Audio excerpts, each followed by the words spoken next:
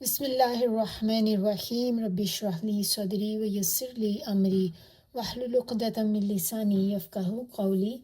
آج ہم دیکھیں گے درود پاک کی اہمیت۔ سب سے پہلی چیز اس میں ہم دیکھیں گے کہ یہ اللہ کا حکم ہے۔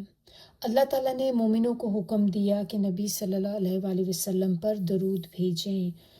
دوسرا پوائنٹ اس کے اندر کیا ہے کہ جب بھی ہم نبی صلی اللہ علیہ وآلہ وسلم پہ درود بھیجتے ہیں تو اللہ تعالیٰ ہم پہ اپنی رحمتیں کرتے ہیں، اپنی بلیسنگز کرتے ہیں۔ اور یہ نسائی کی حدیث ہے کہ آپ صلی اللہ علیہ وسلم نے فرمایا، جو مجھ پہ ایک دفعہ درود بھیجے اللہ تعالیٰ اس پہ 10 دفعہ بلیسنگ بھیجتا ہے، یعنی کہ اللہ تعالیٰ اس پہ 10 دفعہ رحمتیں بھیجتا ہے۔ 10 گناہ ختم ہوتے ہیں، اس کے 10 درجات بلند ہوتے ہیں۔ اس کا کیا مطلب ہے کہ اللہ تعالیٰ اپنی بلیسنگ کرتے ہیں؟ اس کا مطلب یہ کہ پھر اللہ تعالیٰ اس کا نام فرشتوں کی مجلس میں لیتے ہیں۔ ترمذی کی روایت ہے کہ آپ صلی اللہ علیہ وسلم نے فرمایا، قیامت کے دن میرے سب سے زیادہ قریب وہ ہوگا جو سب سے زیادہ مجھ پہ درود بھیجے گا۔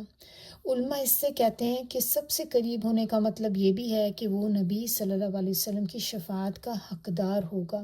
ابو داؤد کی ایک روایت ہے کہ جس میں نبی صلی اللہ علیہ وآلہ وسلم نے فرمایا، اللہ کے فرشتے زمین میں گھومتے ہیں اور میری امت کا سلام مجھ تک پہنچاتے ہیں، اور جو مجھ پہ سلام بھیجتا ہے تو اللہ میری روح کو ریسٹور کرتے ہیں اور میں اس کا جواب دیتا ہوں۔ جب ہم نبی صلی اللہ علیہ وسلم پہ درود بھیجتے ہیں تو اللہ کے اذن سے وہ بھی جواب دیتے ہیں۔ جو نبی صلی اللہ علیہ وسلم پہ بہت زیادہ درود بھیجتا ہے وہ بخیل نہیں ہوتا بلکہ بہت سخی ہوتا ہے۔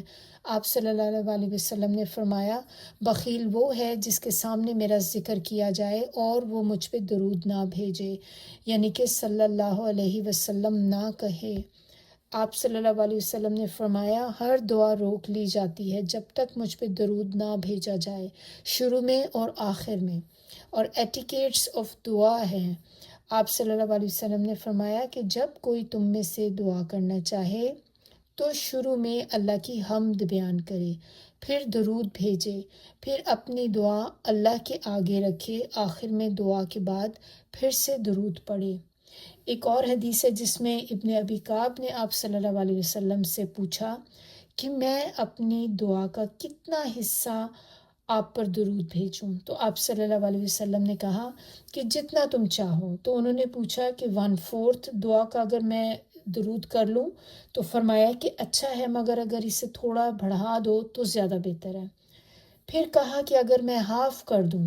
تو فرمایا کہ بڑھا دو تو زیادہ بہتر ہے۔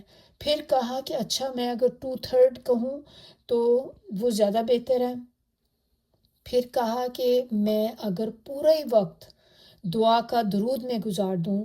تو آپ صلی اللہ علیہ وسلم نے کہا کہ اگر تم ایسا کرو گے تو تمہاری تمام ضروریات، حاجات پوری اور پریشانیاں دور کر دی جائیں گی، تمہارے سارے گناہ معاف کر دیے جائیں گے، اور یہ ہماری دنیا اور آخرت کے لیے کافی ہو جائے گا۔